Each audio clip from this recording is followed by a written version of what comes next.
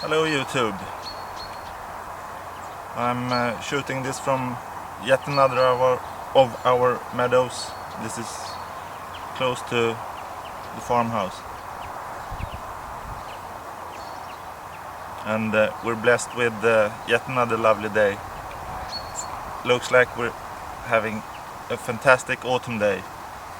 One that's really made for wearing tweed and corduroy.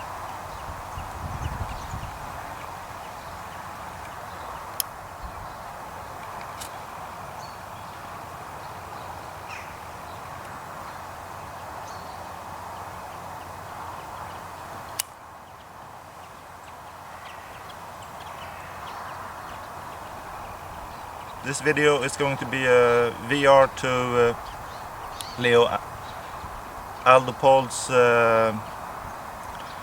video called Friendship in Our Digital Time.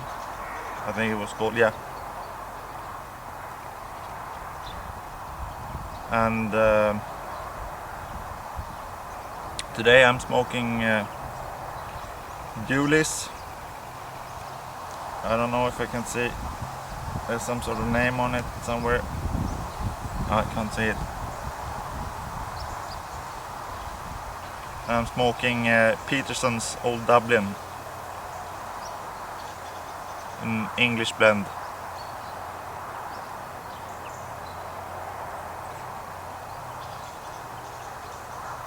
And I've said before that I think that English blends taste, well, at least the ones I've tried, which aren't that many, taste a bit like tea without sugar. So today I brought my own tea with sugar in. I usually drink coffee, but today I'm sticking to tea.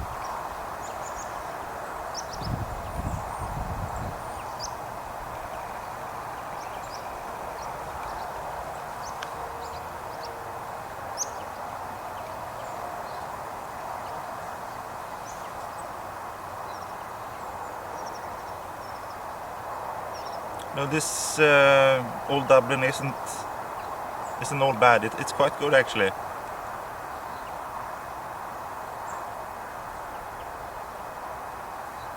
I wouldn't want to smoke it all the time, but once in a while and with some sweet tea,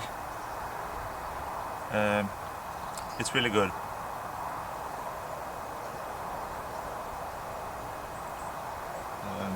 Leo talked about how we can use the internet to connect with people, and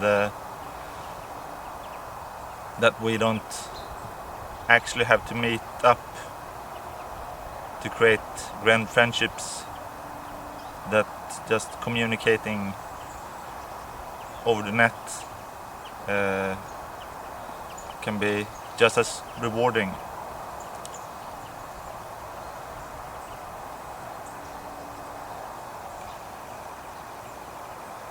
One thing he didn't mention regarding friendship and the digital era is the ability to hook up with people that you've lost contact with. And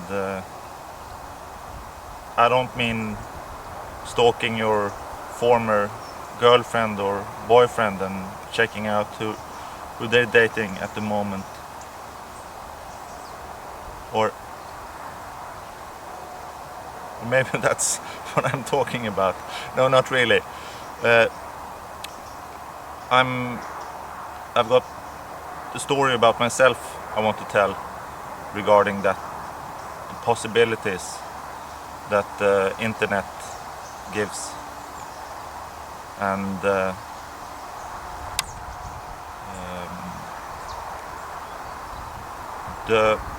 pleasure or joy I've had through rediscovering an old friendship. 1981, when I was 11, my dad and I moved to Baghdad, Iraq. He was working there for Scania, making trucks. That was during the Saddam Hussein era, during the war against Iran. So it was exciting for a small kid. Well, I was a kid, but I was still old enough to remember it now. But it was exciting moving there. My parents are divorced, so it was just him and me. And I attended an international school, English speaking school there, with people from all over the world. And there were a lot of students from it was known as Yugoslavia then. It's supposed to say former Yugoslavia now. And I don't know, most of them I don't know if they were Serbs or Bosniaks or Croats or whatever. To us they were all Yugoslavs.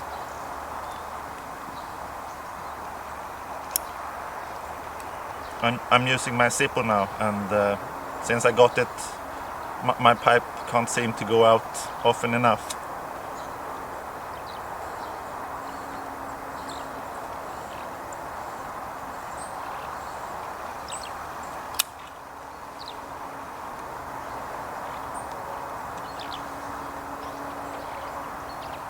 And when I was in 7th grade, I went out with a girl from Yugoslavia, and well, we broke up, and I left Iraq. She stayed for a couple of years more, and we had some contact a few years, but then we gradually lost contact. But then during the conflict on the Balkans, I often thought about her and all other former Yugoslav friends I had and what had become of them. And but I didn't do anything about it because internet wasn't really there, or if it were, I wasn't aware of it anyway. But as I was approaching 40 a couple of years ago, around 7-ish, I don't know if I got some existential thoughts, or I started looking backwards, and she popped up in my mind again, and I decided to try and locate her. But I had her name, but the surnames of girls or women often change when they get married. So I googled her name, and it was a pretty common name. It didn't lead anywhere, but I had the name of another Yugoslav girl that was in my class, or our class, and that name was a bit more unusual. So I googled that, and I actually got a hit, and I sent an email to well, I got a hit with the CV that sounded like it could have been her. So I sent an email to her asking if she was the one I thought she was, and she turned out to be. And she didn't have the address to my former girlfriend, but she had the address to a girl whose brother was in contact with the sister of my former girlfriend. And I managed to connect with her again, and we started emailing, and then I sort of invited myself and my family down to visit her. She was living in Belgrade in Serbia now, and I sort of invited myself and my family to visit her and her family. and she said we were welcome. So she took in basically a strange family that she didn't know anything about. She once knew the father of the family, but that was ages ago. And we spent a week there, and it was one of my best holidays ever. It was really good. It was really good meeting her again and meeting her family. So that meant we got closer, and we started communicating more. And a few years later, my wife and I actually went down with our kids to Belgrade and got married there. And she, my old girlfriend, set up the wedding and everything, and it was really great.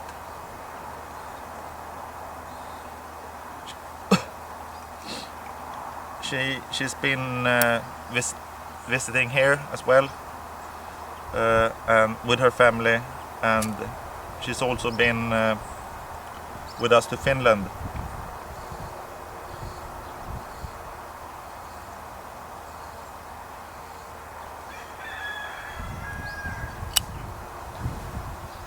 My parents are from Finland, and they moved to Sweden during the 60s. So and my dad has still got his parents' house there, so we went there with them, and it was really nice. And this summer, she and her family came with us to Ireland, so we keep going on holidays together, and we exchange emails, not that often, but once in a while.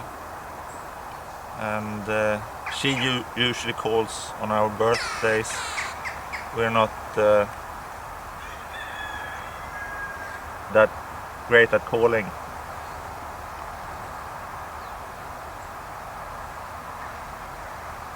Both my wife and I feel a bit uncomfortable speaking English, and that might sound strange since I'm sitting here talking English to you, but I think my English is pretty good, but I often feel a bit awkward and can't really find the exact words I'm looking for.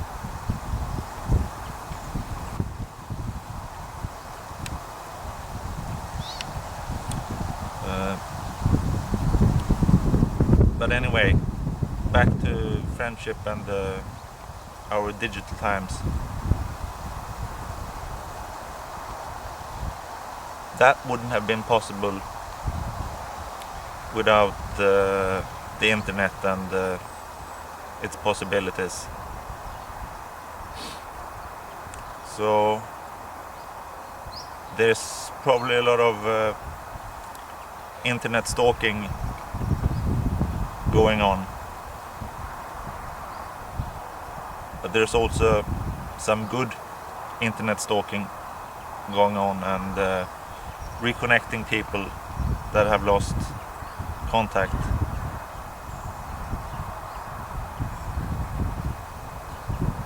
And through this connection with her, I've now reconnected with other classmates from Baghdad, and I don't have as much contact with them as I do with her, but I'm friends with them on Facebook, so I know a bit about what they're up to, and that's nice. I'm also friend to one of my teachers from Baghdad. I think she was the most amazing teacher I ever had. and I was really glad when I found her on Facebook.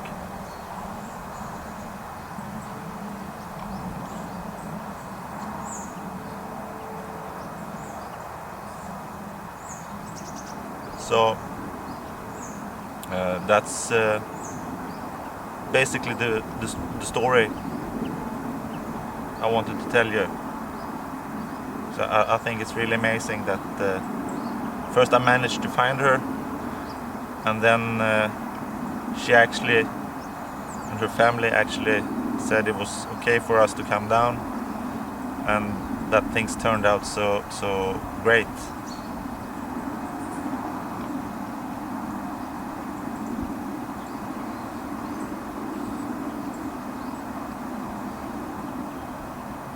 And to Leo, I also want to say that that was quite a challenge you set there with your competition about superpowers. Since I watched the video, I've been thinking about it, and it's hard. It's hard to figure out what kind of superpower you want to have. You want the superpower that can help the world, or do you want one that just will benefit you and the people around you? And I'm not thinking about being invisible to be able to rob people, but there's a difference there. And yeah, I'm thinking about it, and I'll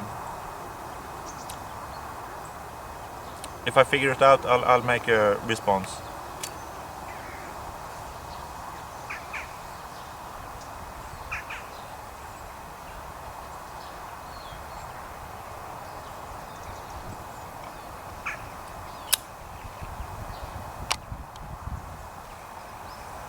So